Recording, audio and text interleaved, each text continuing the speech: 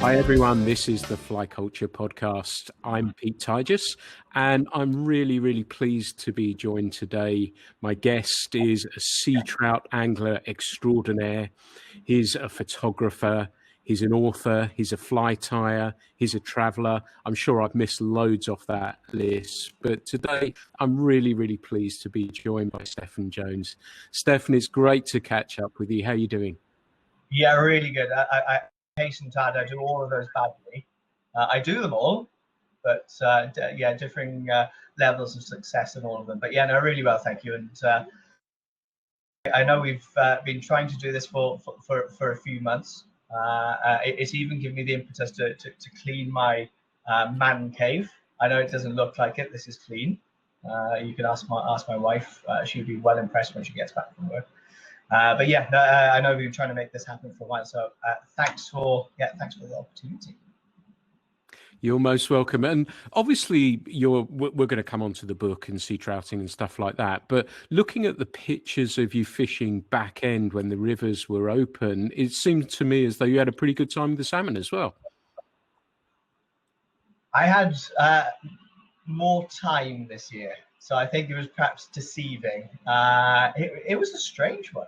It was a strange one. So if you look at just whales in general, so I'm not a species snob, but we'll probably move on to that later. So I'm very seasonal. What's there to be caught and what should be caught at certain times of the year, that's usually what I kind of gravitate towards at different times of the year. But yeah, definitely back end. I switch off the sea trout or sea win and let them do what they nature intends them to do. And then tend to switch onto the salmon. The Tybee, historically, phenomenal back end river. The autumn run was the run.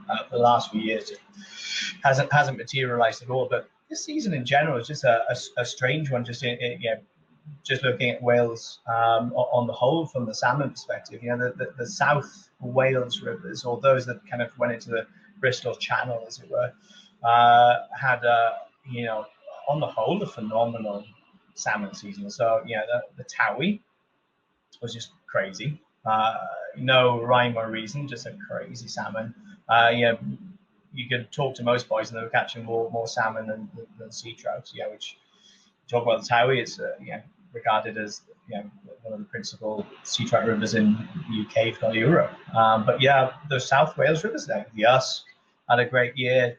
Why not so much, but it tended to be bottom end again. I'm not sure what's going on there for the past few years. Just tends to be bottlenecking of more. Just quite a few of those rivers has had a phenomenal run of salmon, and actually some of them did really well on the sea trout front. And then just the Cardigan Bay rivers, the West Wales rivers, didn't materialize.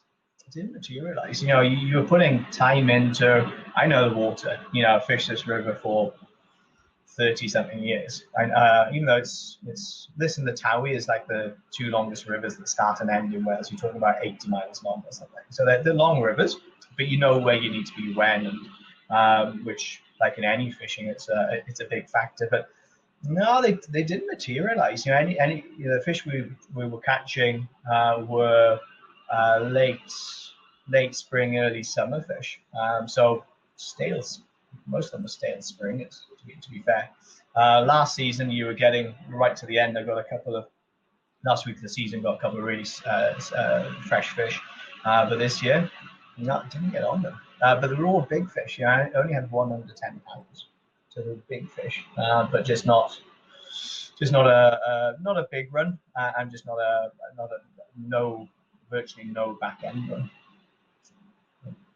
Yeah, it was interesting what you say there. Our home river, and I've touched on it before, that it was tough going, and I think we're only going to return something 120 fish for the whole river. And it felt like you say it was similar, that it was fish. It was almost like musical chairs, that the fish were just moving up the river rather than fish were coming through. And it only felt as one time we were on that there was a pulse of fish came through, which was really exciting. And then that was about it. And as you know, I'm sure you put in a lot of hours, and we'd put in a lot of hours for not a great deal really, but that doesn't bother me too much. But it'll be interesting to see how things play through the next year. And obviously on the podcast, and we talked about it off mic as well, that we did with Paul Yaver and Andy, that the state of fishing as a whole, and a few people sort of kind of, and rightly mentioned so about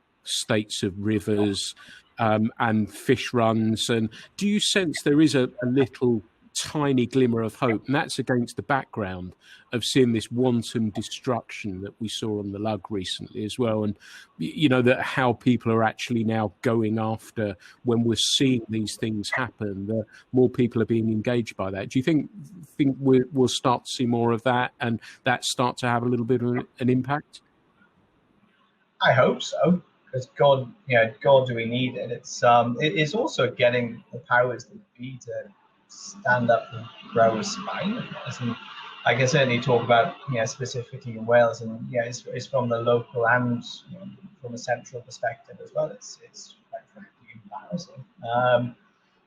We do what we can so on the ground, and to be honest, the number of anglers, or certainly the last few years, the numbers of anglers on the ground has been dwindling as well. But essentially, we are the eyes on the water, whether those outside of the angling fraternity appreciate it or not. We are out there. We spot things probably quicker than anybody else, and usually fight things. There's a fantastic. I don't want to get into the canoeing debate, but there is a fantastic canoeing place here in Llandyssil. But when it comes to pollution stuff, you never see them, for example. They're in the water. They're literally getting water on their faces and in their mouths and stuff when they're canoeing. You never see anybody really fighting when, Jesus, we had more than our share of incidents on the Teifi over the last 4 years. We had 2 anaerobic digesters, one that killed 6 miles of the upper river, and this, that, and the other. So, and then, God, you could be so doom and gloom about all this. You see fish eating birds and numbers increasing every year. You see, we still have 15 illegal nets working our river. You've got 12 coracle, which is 24 coracles, in fact, working the river, 3 seine licenses working the estuary. None of these were at quotas. I think if a lot of these things were addressed, or certainly were done to a sustainable degree, pollution is not done to a sustainable degree, obviously, excess fish, the quota systems or whatever. I think if a lot of these things were addressed, I'm just talking, specifically within this locality or neighbouring rivers, Teifi and Towie, I think we would have a very different story. And the reason why I can say that with some authority as well is we look at what is increasing in our river, and again, I specifically talking about the Teifi here, and that's our brown trout. The brown trout and the grayling. Not many people know about the grayling in this river. You look at the quality of sort of vertebrate life here since cypermethrin was banned, and since they, to a larger degree, have stopped using it on the forestries as well.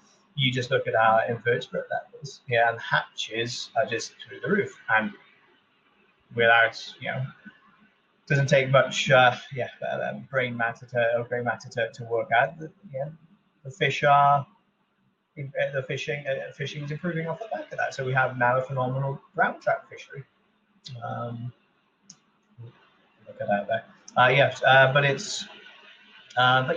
think it could be. But then also you look down. Then I fished, the South Wales rivers I went to uni down in Cardiff, so I spent 5-6 years down there. You look at the industrial rivers, how they've come back. So we are talking more, again, this is more to do in Wales. You talk about the old industrial rivers are now hitting kind of that renaissance. They are hitting that golden era. A lot of youth coming through, a lot of phenomenal youth anglers coming through as a result. The fish are there to be caught in the first place. Starting off in the sport, sure, you and I, Pete, we don't mind a challenge like you're talking about the salmon. You can go a couple of days, not get a tape. Okay, it's the name of the game. You get that. Starting off, you need something on the line, and it again, no coincidence that a lot of those South Wales rivers, they are gaining traction with a lot of younger anglers because they have good numbers of trout, good numbers of grayling, fantastic trout fishing. So it's getting the beginners and then the more experienced, because there are some trophy trout to be caught down there. Those rivers have cleaned up. Sure, they're still running through big towns, cities, whatever, but it's more the farming pollution rather than industrial pollution. So those rivers, I was talking about the Ogmore earlier, for example, all those rivers down in that section, and also you talk about the likes of the Usk, even where it tends to run through big estates. Talking about the big shooting estates and all this kind of stuff. They don't tend to get that level of intensive farming either. So even the likes of the Usk is doing really well. And so yeah, it is, but there is still when if you live in an unfortunate area, or you get to see unfortunate things, it's you see how many issues still need to be addressed. Really.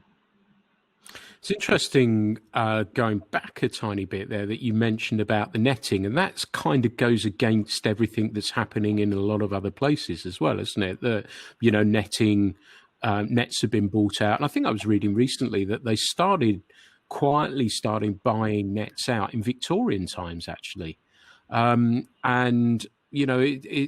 that's a story that seems to be bucking a trend, really, that has changed in more recent times, certainly, isn't it?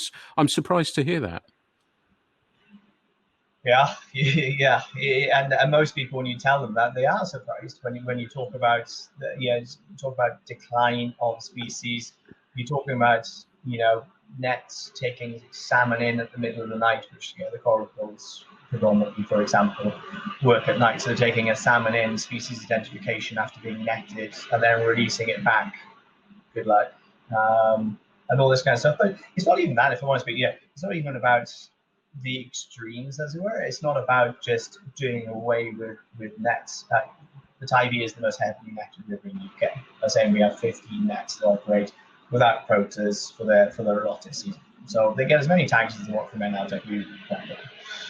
No matter how low the river is, so the fish going up and down with the tide, doesn't matter. But it's not even that. It is the sustainability aspect. So it's not about, and these guys, and I know a couple of them really well, good guys, really are, some of them. And it's the same as the Anglian Rod and Line fraternity. You get, there's a few that ruin it or whatever. But it's, some of the guys see the sustainability aspect because they see actually without the fish, they don't have a future either. And it's the same as us. We don't have fish. We don't have a future. So they understand the sustainability aspect. Some just see the bottom, they see the money aspect, and that's it. I think it's the same as Rod and Line.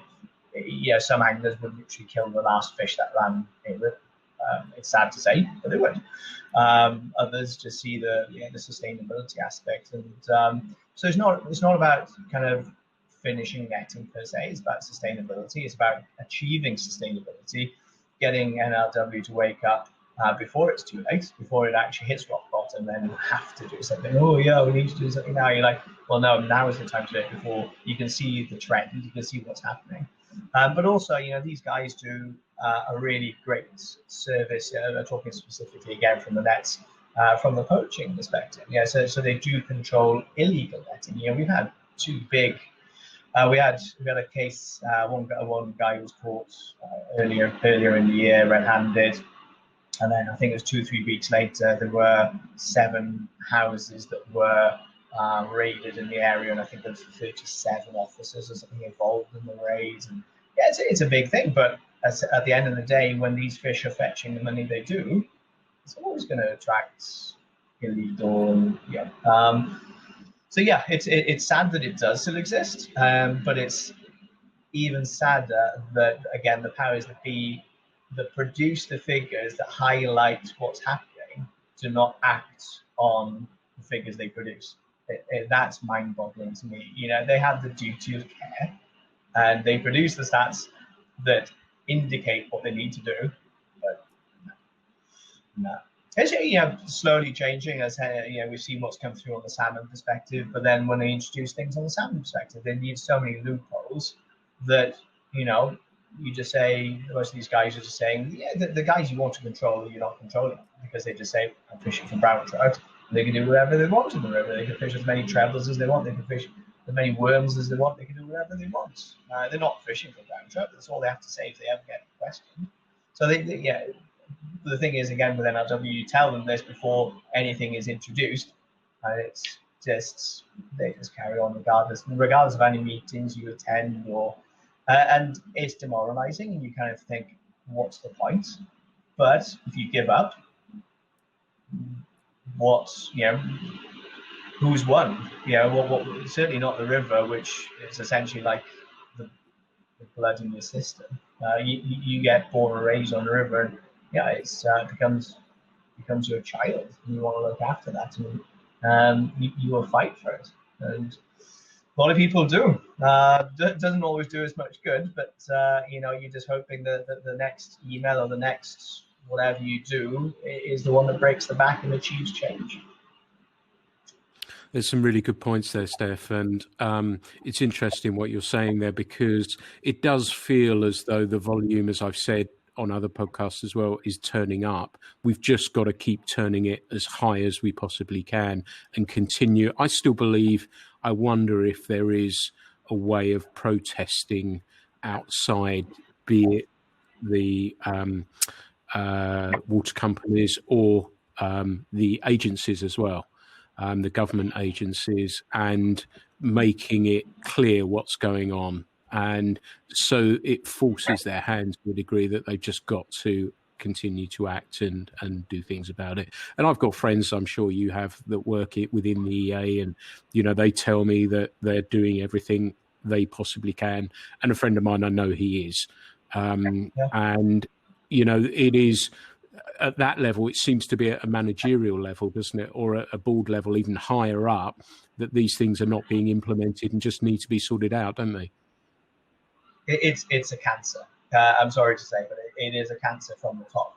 You hit the nail on the head there. There are some amazing people on the ground, and I will never take that away from them. They're literally, local here, amazing people on the ground. And you attend the meetings, you chat to some of the lower end guys. They see it because they are the people that are living and breathing it. They're on the river. They see everything that's happening. They understand, and they're compassionate as a result. It's almost like it gets fed up one level, and it just gets diluted. By the time you get to the top of the triangle, I'm not sure if it's, I can say everything, but it just gets lost. And it's so frustrating when you sit in front of these guys, and you can, they'll put quotes up, for example, within meetings you attend, and it's like, well, that's obviously lying, because you're doing the opposite. So how can you even stand there with the audacity to say that? And you pull them out of it, and they go, oh we're trying our best. But it's not, and it is, don't get me wrong, a lot of the time as well. It's passed through from central government. They're saying everything stuff with us. They're getting stripped of resources. But what they're left with, unfortunately, is policy writers. They're not left with policy deliverers.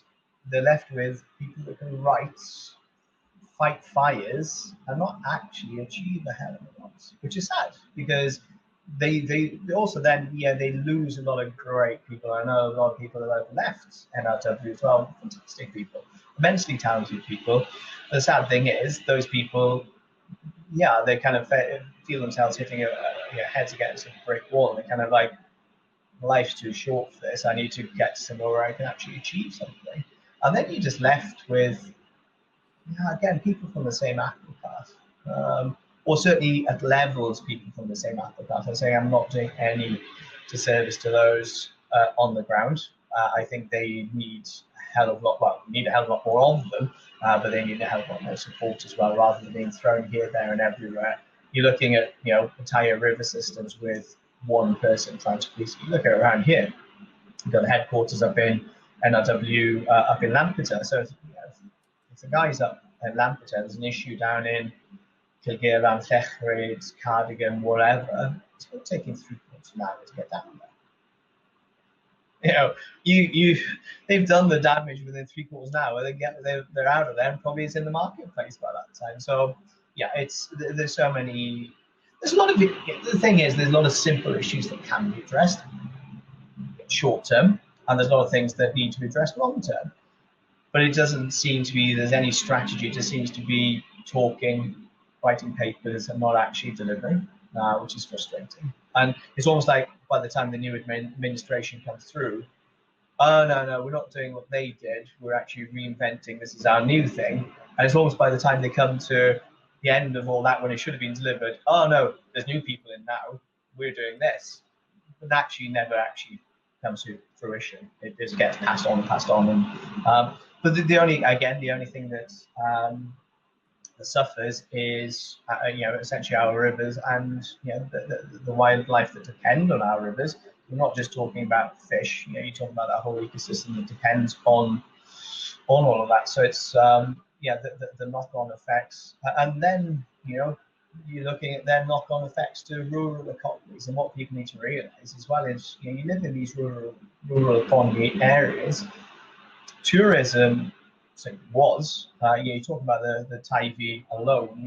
The sea trout fishery on the Teifi alone, you're talking about from a rod and line perspective, is worth £1 million a year back in 1998. Now, you're talking about a quarter of that. So you need to understand the ramifications of that to your rural economies. And you don't invent something else to rejuvenate or bring. Those fish just need to be there. People just need the chance of catching a fish. We have a beautiful river. We have a beautiful river valley setting, everything. But that only carries you so far. You still need to catch or have the opportunity to see fish. You don't get.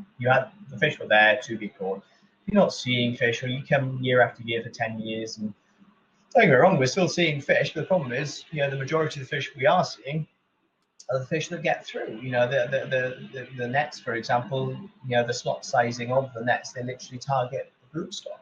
So you are literally targeting essentially as fish of 2.5 pounds and above. The average size, so the nets here will take anywhere from 400 to 1,000 sea trout, averaging £4 a year.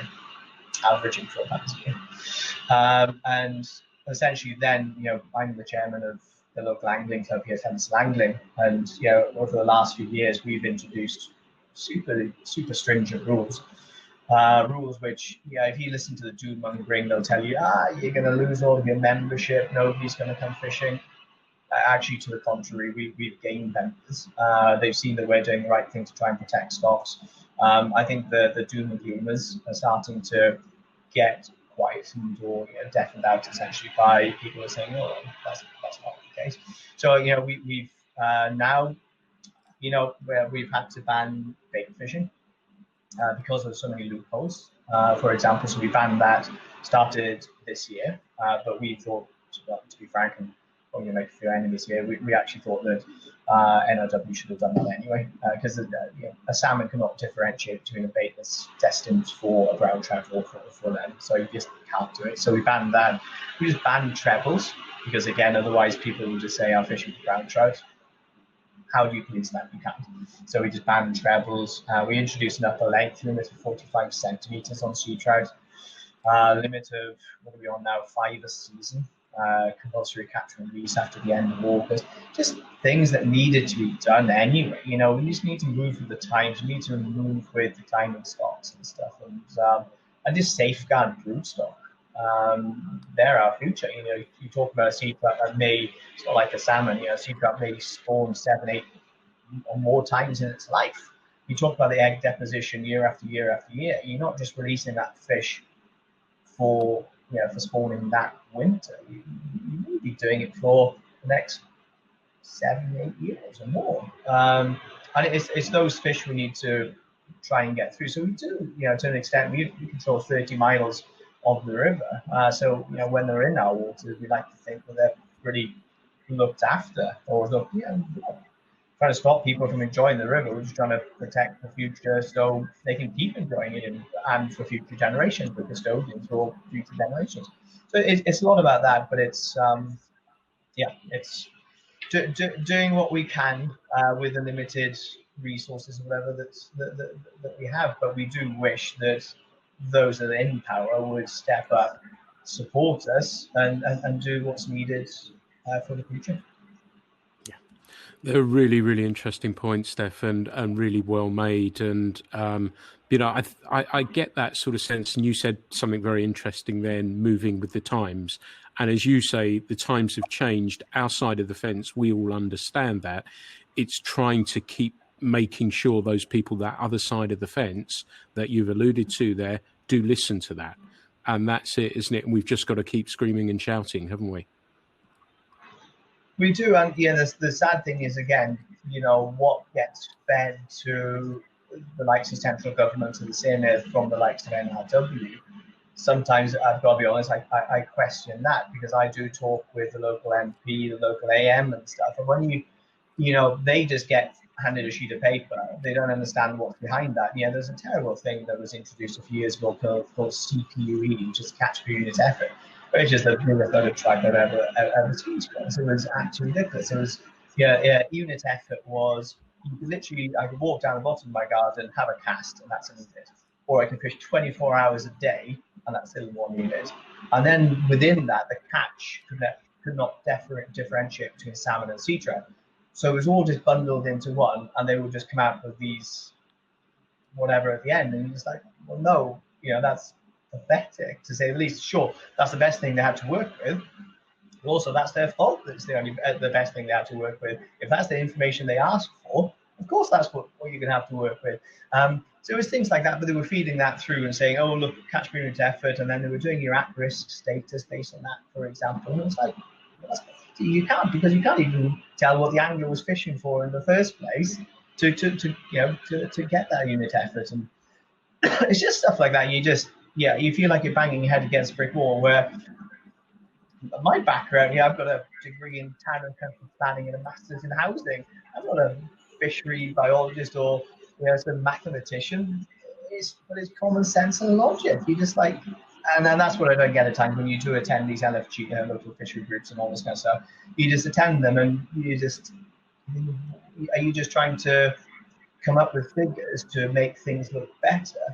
And I do fear that at times that's what happens. They just pass that through to central government and go, listen, this is great. Look, this percentage, that percentage, we're all fine. But then I try and get meetings with certainly the local politicians to explain to them behind the scenes what's going on, trying to, rather than treating them, don't get me wrong, I understand they've got their plate full, but also not being patronizing. These are intelligent people. Don't just give them the face stats, show them a little behind the scenes as well, because they can come up with their own opinions. You don't need to force their opinion upon them. And that's what I try and do. I try and break things down. So I've created a couple of reports on that front, which I've also sent through to the likes of Salmon Trout Conservation, sent through to Angling Trust, all those guys. Just try and get a few more, anybody that can lobby the better, basically. But to get a true reflection of what's going on, rather than just taking everything on face value that gets passed through to them. I think we have that duty, if we truly care about, again, what we are passing to future generations. I got 2 young kids now.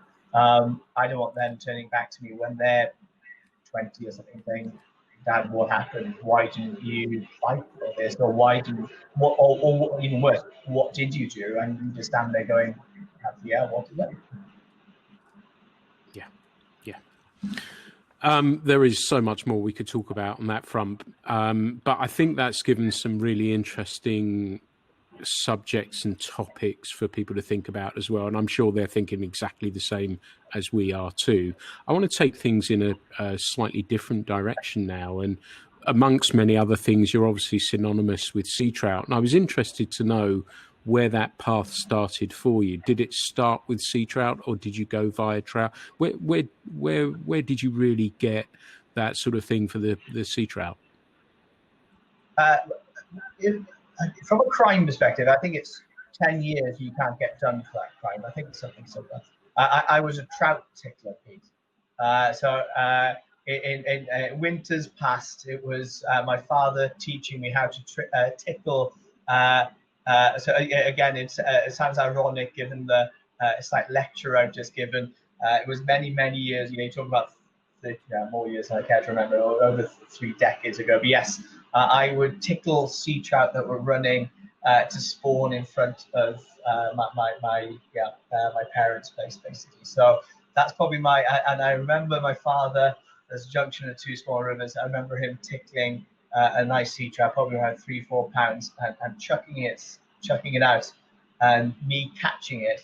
And I still have this, I still recall it really vividly. the sea trout slapping me in my face. So I think I vowed vengeance from that day kind of get my revenge on them. But yeah, all joking aside, I started on tributaries. Basically, my father never fly fished, only basically bait fished on small streams. But I tell you what, you talk about rivercraft, amazing. Yeah, just learning rivercraft, seams, currents, you know, where fish would lie, where they wouldn't lie, different levels, all this kind of stuff. It was just a fantastic upbringing, and it's bringing that whole thing good stead to this day. So that's how it all started. It was tickling trout, and then basically worming the small streams. Moving on then. Local angling club, again, the one I'm chairman of now, Steffans Angling Association.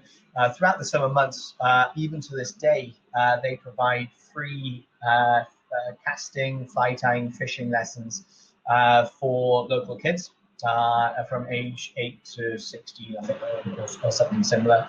And that's how I started. So many moons ago, it was Pat O'Reilly, which many will know from the likes of Matching the Hatch or things like that. And a gent called Derek Hoskins. Yeah, they used to do lessons in the park. So I'm basically the fruit of their labour from donkeys years ago. And then there was a gent named Peter Jones who would do fly tying lessons in the local school, night lessons basically. And he took me under his wing. He started me fly tying. I started me off night fishing. So yeah, I still recall.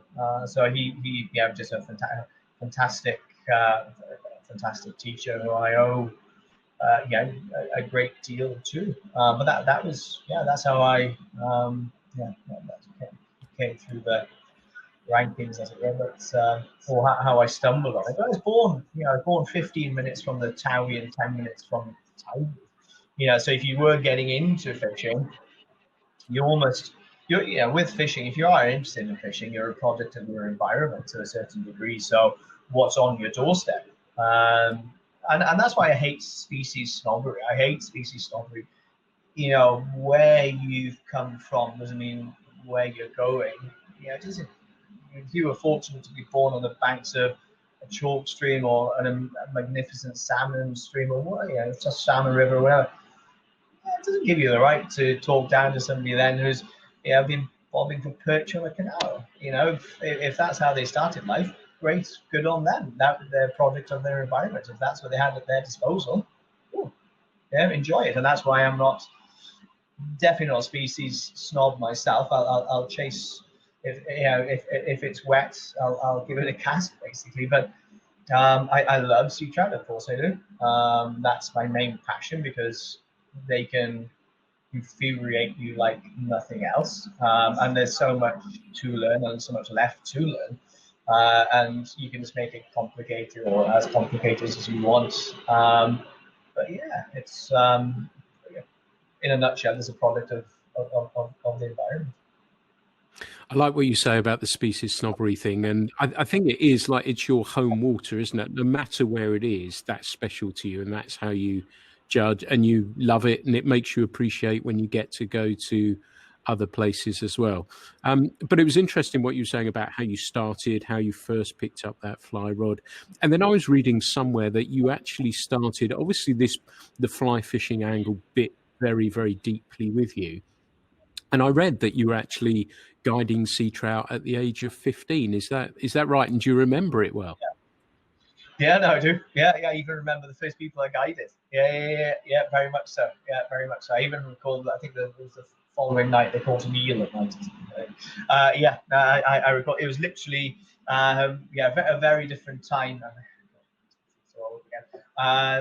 A very different time. Yeah, literally my parents would drop me off for the guiding, and then the clients would have to drive me home. Yeah, literally before I could drive. It was the local hotel, just few doors down, the Porth Hotel. They would come back in and say, "Oh, this young any kid. He's going down the pool and catching all the fish, but we haven't caught anything. And basically, they found out it was me, and they thought, right, we better try and control this one. So basically, they asked me, do you want to take people out fishing? And that's how it started. So it's a very natural thing. It's not something I pursued per se to begin with. But yeah, when I was 15, made some amazing friends over the years, and yeah, still have the drive, passion, enthusiasm, whatever you want to call it, to this day. You know, I'm still guiding 20, 25 years later, still loving it. But I think it's the same as you. I know you've guided for donkeys years. You've got the same mentality. I get as much, if not more, enjoyment out of people catching a fish than I do myself at times. And you know, it helps you relive or rekindle that kind of the early memories, or even that first memory of your first sea trout. Yeah, they say you never forget your first salmon. You don't forget your first sea trout either. And just to almost live that through new eyes is an amazing feeling. And you know, if things aren't happening, I'm more frustrated than call them clients. I don't really like the term clients, but it's I guess in that situation they are. But it's again, many become amazing friends. But it's you try. Most of them are knackered by the end of the night. I'll be honest. I'm just trying everything just to try and get things to happen if they're not happening. And it's like, all right, come on, here, and all this kind of stuff. But yeah, 25 years, and I've told myself I've got a very simple rule. The day I, at the start of the evening, I'm feeling particularly want to go out tonight. If I ever get to that stage, I'll just stop. But 25 years in, not still as enthusiastic, and still the drive is strong. So. The enthusiasm thing's really interesting. And I always used to say to people, if 10% of my enthusiasm rubs off on you, that's going to be enough. That'll take you through. But it must have been amazing as a 15, 16-year-old that people were paying you to take them fishing. That must have been pretty cool. Better than a paper round, I guess.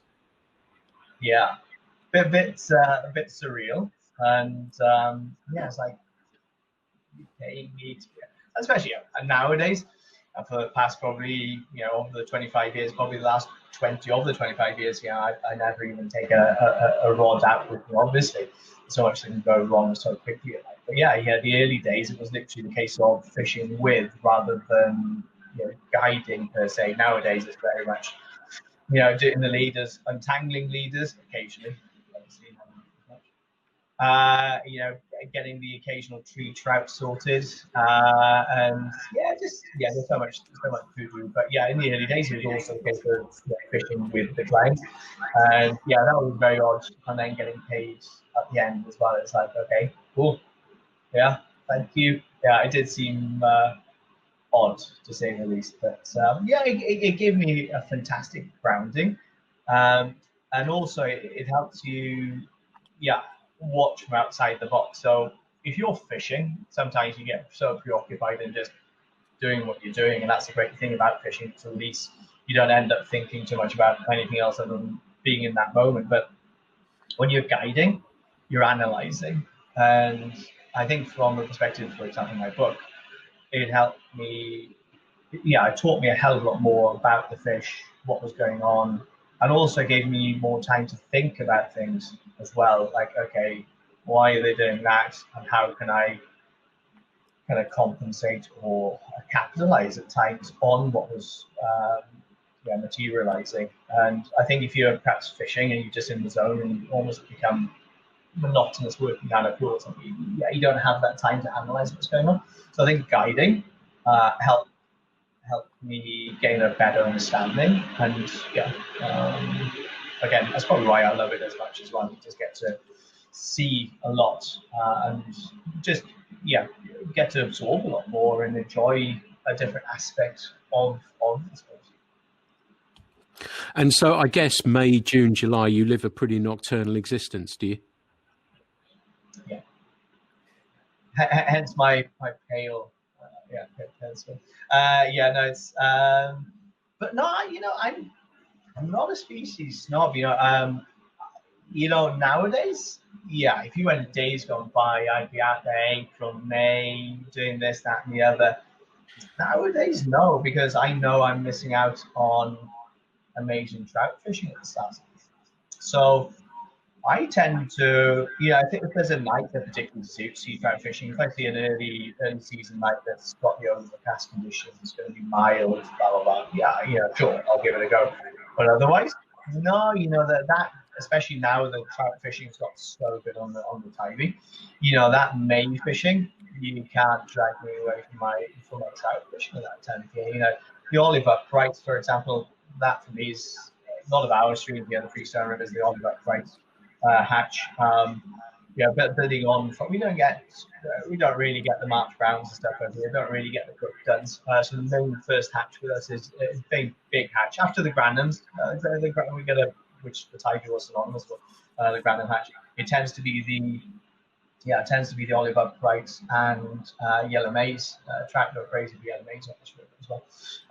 So honestly, it doesn't tend to be until into June before I really switch on to. But even then, I'm capitalizing on the evening trout fishing. So I'm targeting them on the dries before switching on to they dovetail. So you're getting the best of the day trout fishing, and then which is great. But yeah, I'm not a, so, but yeah, June, July, and definitely August, those 3 months, from the guiding perspective and personal fishing. And it's a short season, so you have to capitalize on it. Otherwise, you kind of blink and you miss it. Yeah. Coming back to the trout very quickly, you talked about the Granham and stuff like that. Is that when the trout really start to rise, or is it before then? Do you get them? Because I know some of the rivers, obviously in the south there, that, like you say, March Browns, etc., are the hatches, large darks, are when the fish start to rise. At home, for me, it's usually the Granham that is the sign that the trout. So is it similar for you? 100%. Yeah, but again, so fortunate. Within an hour, I have some amazing rivers, and it tends to be. You can even see some of the South Wales rivers warm up quicker. So when I fish the Usk, I haven't done this yet for obvious reasons, but I fish the Usk a hell of a lot. But where I fish the Usk is I tend to very much concentrate to Sennybridge and Brecon, but it tends to take longer to warm up. You go on the March Browns and you have, maybe it's only 20 minutes of good fishing, and it's too far. To be honest, it's too far just to justify going for 20 minutes. And, so I just then tends to be, and the Tybee is the same, so we don't have the March Brown, but yes, the Granham. If the Granham's there, it's prolific enough. Yeah, we have clouds on the Tybee, literally clouds. But we have clouds of them, so there is definitely more than enough to drag the fish up. But again, I have access, and it's so phenomenal fishing on the South Wales rivers, which is so cheap. So I join these clubs, maybe £50 a season, and I hit them. I travel down, I fish what's fishing well. I know the Tybee will kick in probably late April, early May, and then I can kind of switch back and focus on that when again, I don't really see the olive upright. That's when I really switch onto the Tybee fish. But before that, the large brook duns, March Browns and everything, just a lot of those South Wales, Tower, the Tafts. Of course, I don't go over to but then the Usk for me is certainly where I fish it, just slightly later again. And you just go there. The Tybee from Fishland to Bridge and up from March the 3rd. It's if you want to catch a fish, you'd probably just be making a streamer fishing or something. But it's not mine. I'd rather not, if I can help it. But there are places you can go and get great fishing in that time of year, as long as you're willing to travel a little bit. Cool. Comes back to the home water thing, I guess, doesn't it? And it's hard sometimes to leave your home water. But what I wanted to do was move on a little bit and talk about your book, Sea Trout Tips and Tribulations, Tricks and Tribulations. It's just a wonderful book. I think it sort of tells us just about everything we really need to know about sea trout in a modern format. And it was, to me, it always felt as though we hadn't really had an update from the days of the Hugh Falkus book, really. I know there's been some other books around, but it felt to me as though it was probably needed. And was that part of your motivation? And was it part that you wanted to share all of this knowledge that you've accumulated over so many years? It's the sharing aspect. You know, it's a mentality. I was talking earlier again about you guiding as well. I think anglers, you know, without getting too political, you tend to fall into a couple of different categories. You're either somebody that wants to give something back to the sport, or somebody that wants to take from the sport. So I'm not going to get too political on that, but you know, those two factions very much exist. For me, it's what can I, you know, whether it's from fighting causes, helping somebody out, or from the guiding perspective, it's, you know, if I can get somebody quite a few steps up the ladder rather than, you know, more or less trying like fishing for a couple of nights and then giving up. I really hate the thoughts of that. So, you know, I only have certain capacity to guide so many people's, you know, so many anglers, you know, in a given season. And then, but you want to open that reach up. So even from an article perspective, if I find something which I believe is of interest to somebody, I'm not, you know, again I will get, yeah, I will get political, but it's the kind of competition mentality. You know, oh God, no, you can't see my shade of yellow. It's that kind of mentality which doesn't compute with me. If I can share, I want to share. So somebody, it will heighten their own experience, or you know, just give them that, hopefully that red letter, say one day. So for me, it was always about taking the sport forward, helping taking the sport forward, but helping people in the process. So the book was never an ego trip, for example. It was always about, let's put out what I've learned over the years from guiding, from personal fishing, from personal experiences, and not doing the likes of focus to service or to justice. You know, it was, you know, my obsession with sea trout has taken me to so many different rivers across the UK. So it wasn't even a, again, I'm not snagging focus off, but it wasn't a blinkered view of a private stretch of a given river. It was from, you know, the likes of the Till, you know, the Borders, you know, the Nith, Yannon, this, that, and the other. So it wasn't just kind of, yeah, I tried this on a river and it worked. It was very much a broad spectrum of, you know what, I've applied this, my findings on, well, there was this little certain peculiarity on this river, but on the whole, you know, what I put in that book, I'd be confident taking not just anywhere in the UK, anywhere in the world. You know, the fish act the same, what they do is the same, the characteristics, whatever, it's the same. So what I try to do is just put it out there, and yeah, I've even included, I haven't bait fished for a few years, I put some more of my bait fishing experiences down there, my spin fishing. I don't spin fish anymore, nothing against spin fishing. I like to make life difficult for myself nowadays.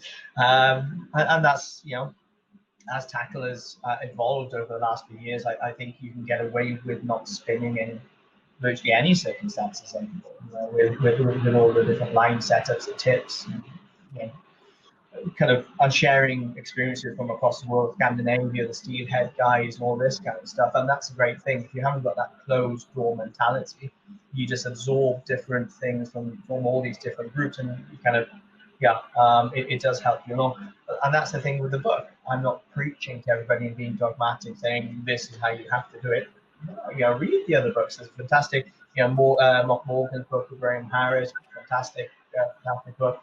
Orcus's book, Bible. It is a Bible, where, you know, whichever way you want to look at it. You know, build your own roads. You know, take little sections, building blocks from each book, and build your own story, or build your own road, and, you know, see where it takes you. And write your own book. I'll be first in line to buy it, and that's the way I look at it. It's we need, you know, we need to be more inclined to share rather than be closed closed book, quite literally, to take this forward, because we are under one roof, one umbrella, and nothing progresses if we're all kind of sitting on things.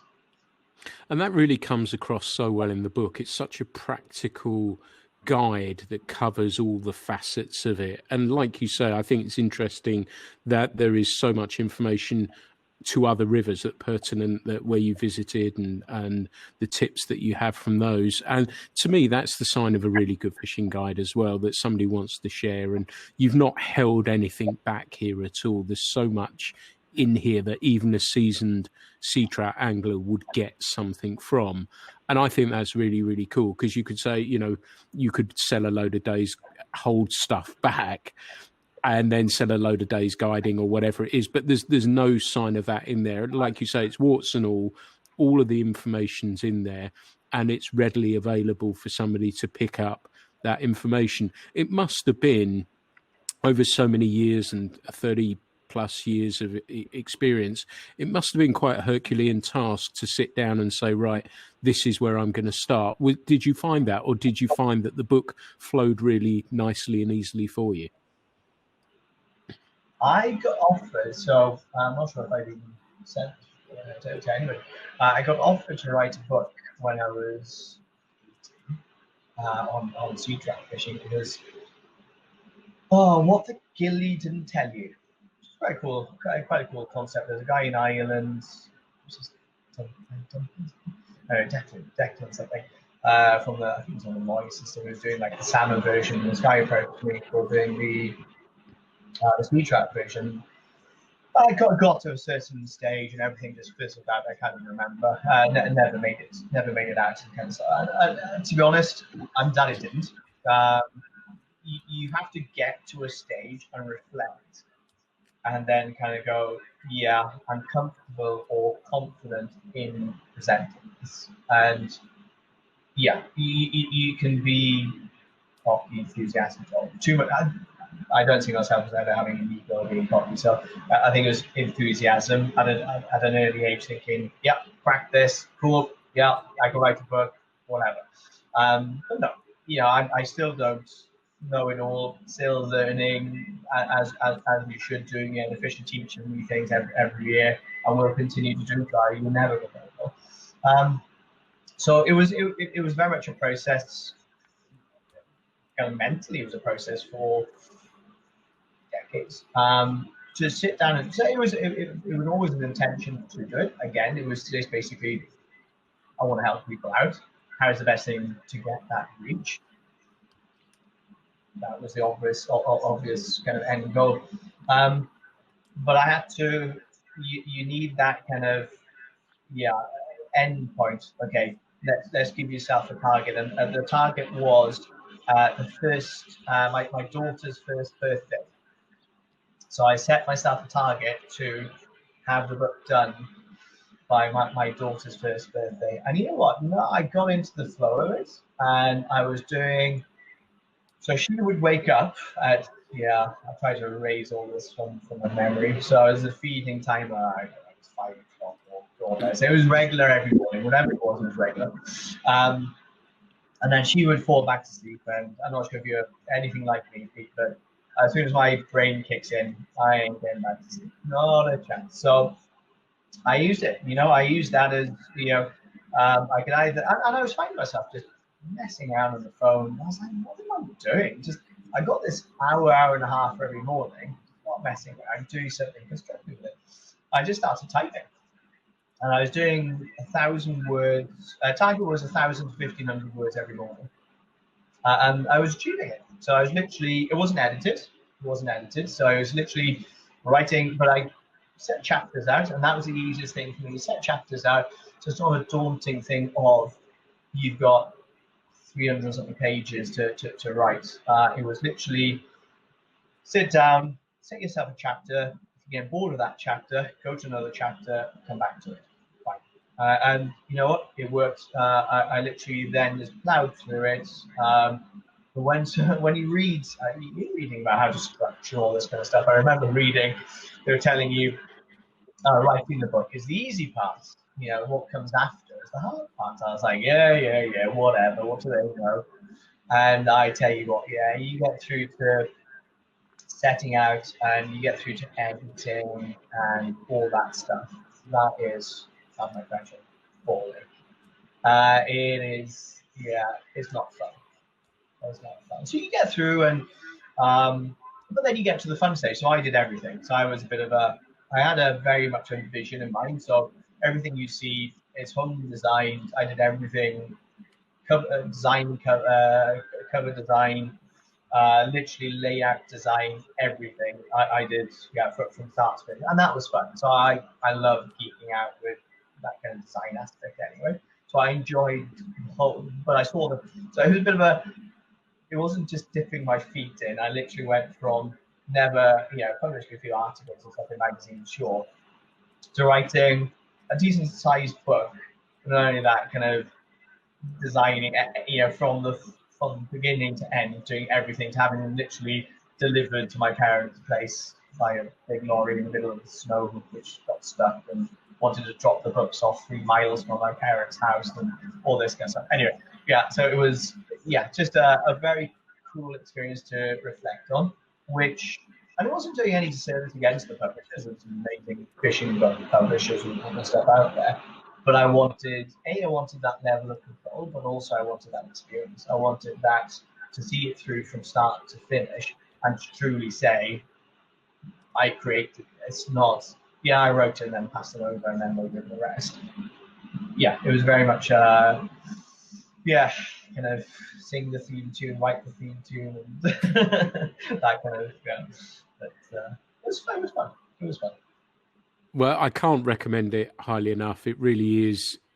The timing was just right, I think, as well. So many congratulations on that. And yeah, I can't recommend it highly enough. And I know what you mean about your baby as such. And we're similar with the magazine. And when it turns up, even now, you're excited to see how everything looks. And it must have been thrilling with something so beautifully put together. And the cover shot that's right up my street for starters. You had me at that, and then all the information that's within it. But this is a really tricky one then, because we're talking about the book. What is the most common thing that you see when you're guiding people sea trout that you think you need to advise them and say, look, perhaps think about it this way? What would be the one thing that you see that perhaps you could share with people today that would help their sea trouting a little bit? I know that's a very broad and wide question, but if there's one thing that you could choose. You know what? There's always reoccurring themes. So you are talking about. So it's not actually as difficult as you would think. The problems that need addressing are nearly always the same problems. One is the tackle is not it's not matched or loaded properly. So a lot of the time, and the way I try and explain it every time is, if you're fishing, so home river, Tybee, if you're casting 15 yards, it's quite a long cast. At night, anyway, that's quite a long cast. So a lot of the time, the tapers and stuff on a standard fly line, which Joe Public turns up with, is primarily designed for lake fishing. That taper is they're not usually fishing the short bellies and all this kind of stuff. On the lake, you can watch your line beautifully turning over. The weight of the fly is not usually that bad, but again, most of the time, you have vision rather than feel, acting as the overriding sense. At night, I see it every year, and that's why I'm saying I don't carry my own tackle. I do always carry lines with me, because I can always compensate for what goes wrong, and it's nearly always lines. You always see, I try and explain, in a river environment, you're not getting that head out of the rod tip most of the time. So you're not actually loading the rod. So by the time you actually get all of the your front taper or whatever out of the rod tip to essentially fully load your rod, you need the bank or the trees or whatever, you're just not going to use it. So I try and advise people about the short bellies or the overloading, just to achieve that weight quicker, which they can feel.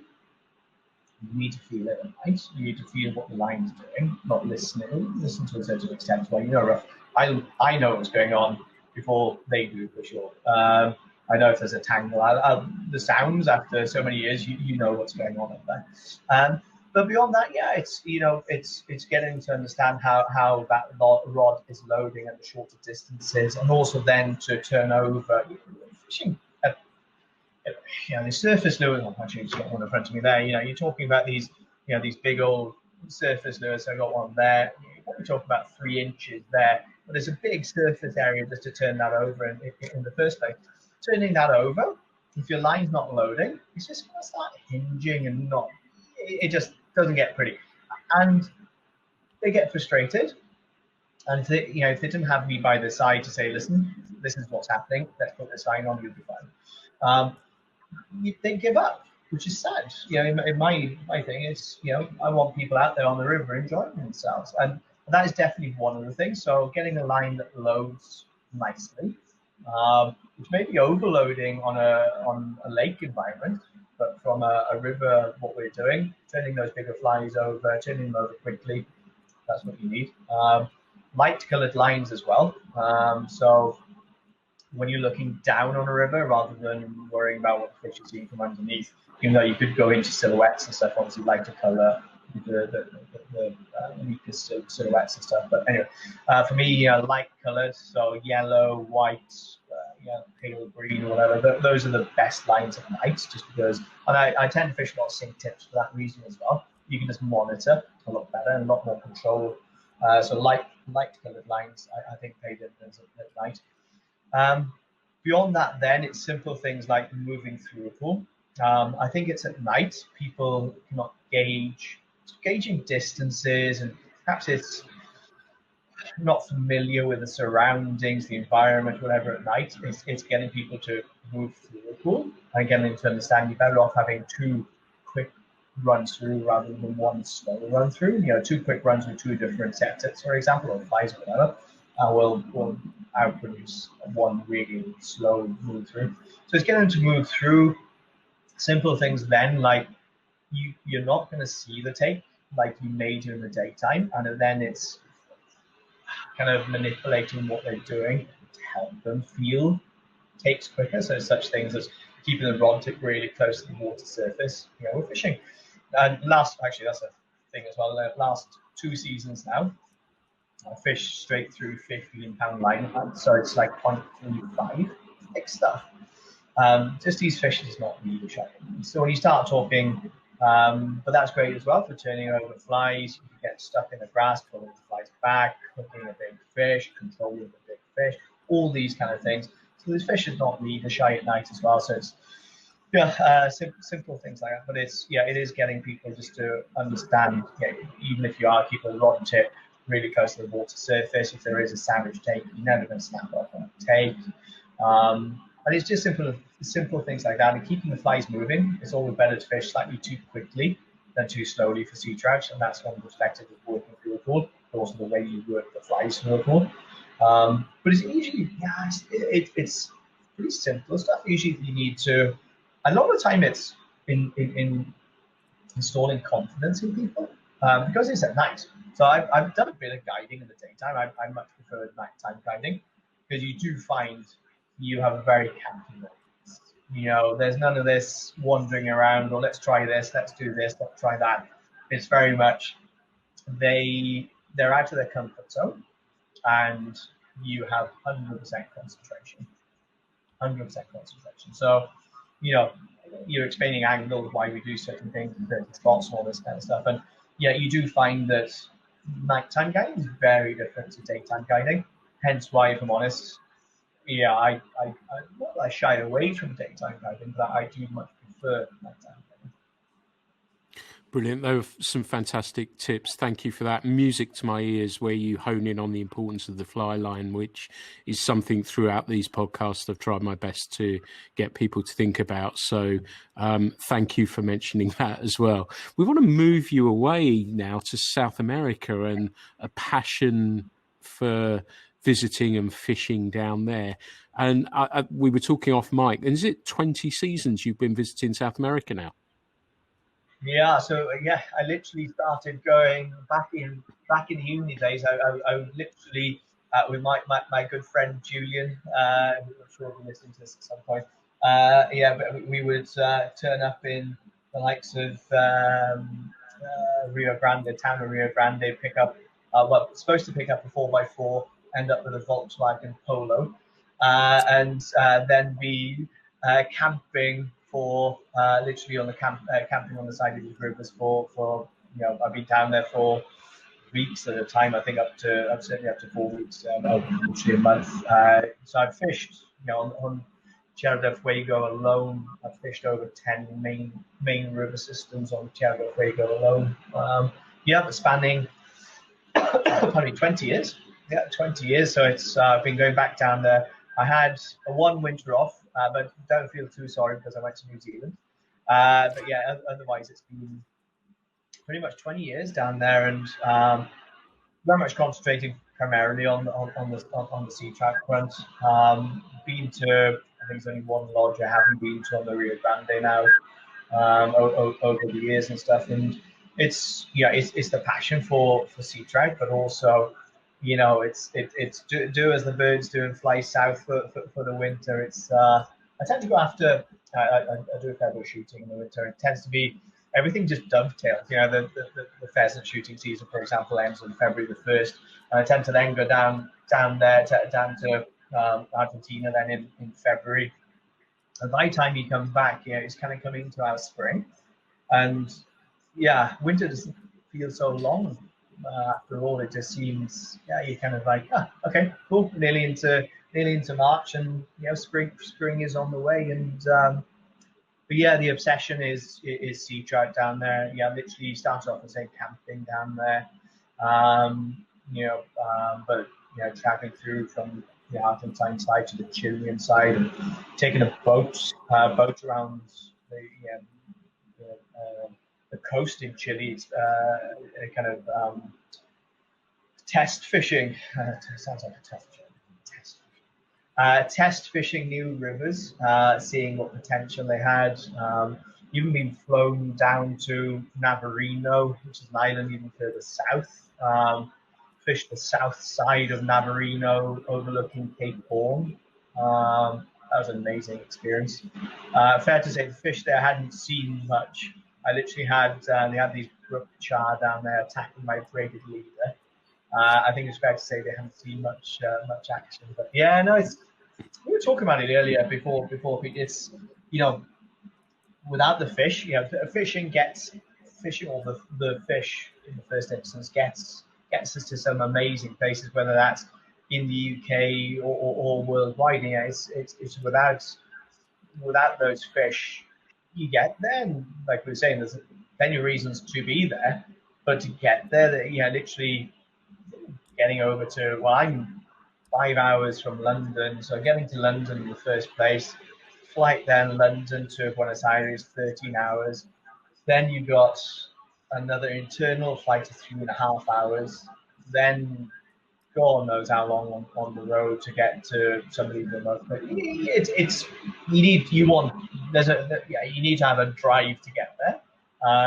When you get there, and there's places that I've been to now where there's massive roads being built beside them, and the rivers have been essentially killed by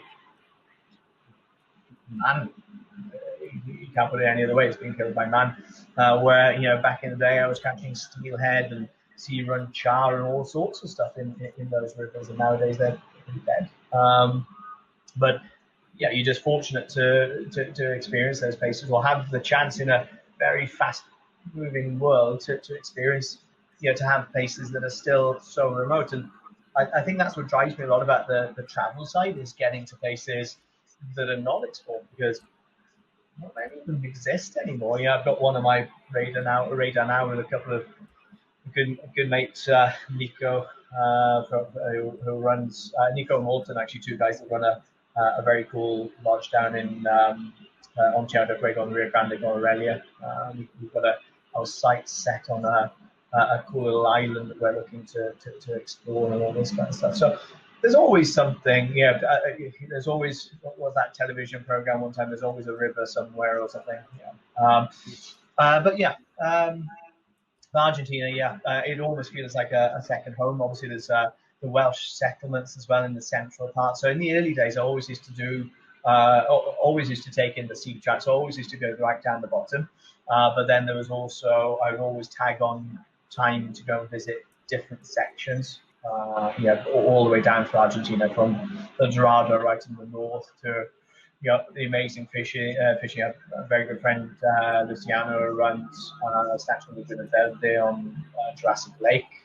Just an amazing, immense freak of nature type place. Yeah, you just feel very fortunate but okay, you feel very fortunate in visiting and experiencing these places, but also it helps you appreciate what you've got at home. And that's a very crucial thing. You talk about the grass is greener on the other side and all that kind of stuff. Yes. But when you get there, you also kind of go, geez, well, actually, we haven't got it so bad. Or sometimes it helps you reflect on, and you can get frustrated with it, kind of thinking, geez, these guys have got it right. Look at how they're protecting this, or look how in a very short space of time they've managed to create this. You think, God, if only. But you can see then the potential of what could happen. But again, yeah, it does help you. Traveling helps you appreciate what you've got at home. One of the things I mentioned in the introduction is the photography, and it was really the photography as well. And I remember from many years back, from when you were posting these, and I remember looking at images of your New Zealand trip and everything else. And that's been, your ability to take somebody like myself who's not been to Argentina to see these amazing rivers and amazing fish, that you took me there with such fantastic photography. So thank you for that, because I really, really enjoyed seeing those images many years back now, I guess. Well, thanks for saying that. To be honest, it's thank you. That's really kind of thing to say. It's photography was always it's nowadays, if you're gonna try and make a living in the fishing world, you have to be, you need to have a few facets to your skill set rather than just being a good fisherman. So you don't need to be a master of any, really. You just need to be, half decent writer, half decent photographer, half decent fighter, half decent angler. It's a better combination of being just one thing, because you become more attractive in certain ways by being so. To many industries, but sections of the industry. But the photography for me, it's like getting to these places, and from a selfish perspective, to not have something to reflect on in years to come, to show your kids or whatever, would be selfish. But then, coming back and being able to share them with magazines like you guys, and just paint a picture. That's saying paint a picture. So there's I couldn't play an instrument to save my life, so I started DJing. So DJing took me to different parts of the world as well, which is probably something not many people know about my DJing side. But yeah, DJing, I couldn't play instruments, so it was almost like I was compensating for not being able to, being pretty much tone deaf with any instrument. I'd probably play a triangle pretty well. It wouldn't get me very far, I don't think. But yeah, it was that. And then it was the likes of photography was compensating for drawing or painting. I would love to do it. Yeah, you look at Owen Williams, for example. I got a piece of his work on the woodcock front, and what's an amazing guy. He does environment agency licenses and stuff. David Miller. David Miller, exactly. Hell of a nice guy. His sea trout stuff, it just comes to life. Absolutely, and I'm immensely jealous of their ability. Immensely, I just can't do it. So for me, it was compensating. I would love to do it. So photography for me was a release, and also it was getting to these places. And again, so you can see behind me there, that for example, that's like a jumping Dorado, the hooked jumping Dorado I photographed in Bolivia.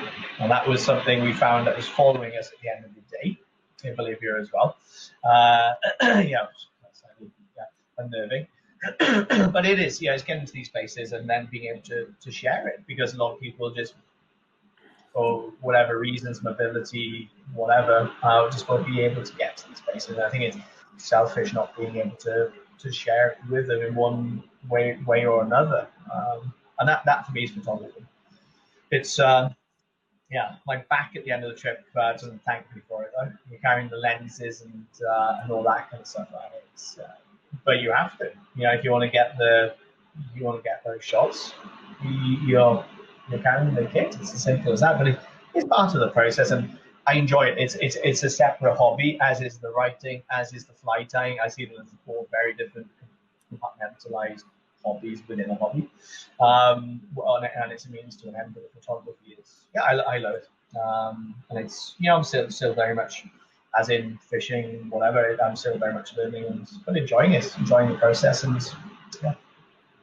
Good. That's fantastic to hear, and we're lucky to have you in fishing, Steph, as well. So that's absolutely great news. Tell me something. Is there a place that's eluded you? Is there one trip that has eluded you that you think, perhaps one day, or it's on the list already? Yeah, actually, yes. Yeah, and it's really come to the forefront in the last, and it's, I think any fellow angler, you get that itch, and sometimes you just, there comes a point you just have to scratch it. And a lot of these places that the itch kind of, they're pretty off-piste places, and you kind of think, you've only got a set number of years to be able to make the most of those places. The one for me is, there's two places you can really do it. It's the extremes in Japan or the extremes in Russia. So you toss the coin one way or the other. And that's for the sea run Thailand. I think, I've seen pictures of them. They look so cool. I just love sea run fish anyway. It's not really the size of the fish for me. I don't really care how big the fish is. They look so cool. So I think, as a really out there trip before I get too old, I think the sea run Thailand is a tick box. Yeah, I've seen those Japanese ones where they're chasing them with double handers, and it looks absolutely fantastic. So very, very good choice. Well, we've chatted for well over an hour now, and I'm going to start winding things down. But I know that you're tying flies at the moment. If people want to get hold of you for that, how do they get hold of you? If you want to tie anymore, I know you've been tying hundreds and hundreds, or are you at capacity? I tie. It's when the season comes round, it's I tie enough for the box. Hence why I'm using 15-pound nylon. I usually get the trees back with the fly. So it's yes. The level of support has been absolutely immense. Just for I was doing some of my favourite sea trout patterns, basically just all boxed up. Just as I was trying, I did them as more like a Christmas gift selection type thing, thinking there won't be much demand for them. My very girly hands have become quite manly with all the brute force from the bobbin recently. So that's one plus side. I am slowly maturing. But yes, I've been plowing about. I was doing like 50 a day. You got people like Sid Knight, who's done it for his life, and hats off to people who can. No, it's I'm just doing a few to tie me over quite literally tie me over the winter, Pete. But it's I can't see it becoming a fully fledged profession. I'd rather sell somebody a book that's not only about sea trout but a good cure for insomnia. I'd rather sell them a book than tie myself down to the desk. But honestly, people that do it, hats off to them. I think, yeah, perhaps I shouldn't have plugged that one, but I do want to plug this book, Sea Trout Tricks, Tips and Tribulations, because seriously, if you are a sea trouter or thinking about sea trouting, this is the one that I think you should be buying. How do people get this, Steph, if they want a copy? So distributors, they like to cut them on the sport fish, game fish up in Edinburgh. I don't miss anybody out now. There's been so many people that have been so kind. It's on Amazon, it's on eBay. If you want a personalized copy, so if somebody wants, dedicated to their angling mates, father, brother, whatever, just contact me directly. So you can contact me through Facebook, Steffan Jones. Or otherwise, probably through my website, which is fishing-wales.com. That's probably the easiest way. Perfect. Well, like I say, I can't recommend it high enough. I'm not on commission or anything like that. I just think it's one of these things that if you are serious about your sea trouting, that you should have a copy. Steph, thank you so much for being such a great guest. We covered so much stuff and so much ground in this. It's going to be really interesting for me because I always listen to these before I put them out. It's going to make fascinating listening. But thank you so much for everything that you do in fly fishing, your passion for fly fishing, your keenness to share your deep knowledge and understanding of so many facets of fly fishing. So thank you. It's been wonderful catching up with you as always. And thank you for being a guest on the Fly Culture Podcast. No, thank you. It's I hope I haven't waffled on too much. And also, I hope you did press record. Thanks, Steffan, very much indeed. Thank you, everyone, for listening to the Fly Culture Podcast. I hope you've enjoyed this one. Plenty more, as always, in the line. And we'll be dropping some more of these for you very, very soon. But thanks for listening, everyone.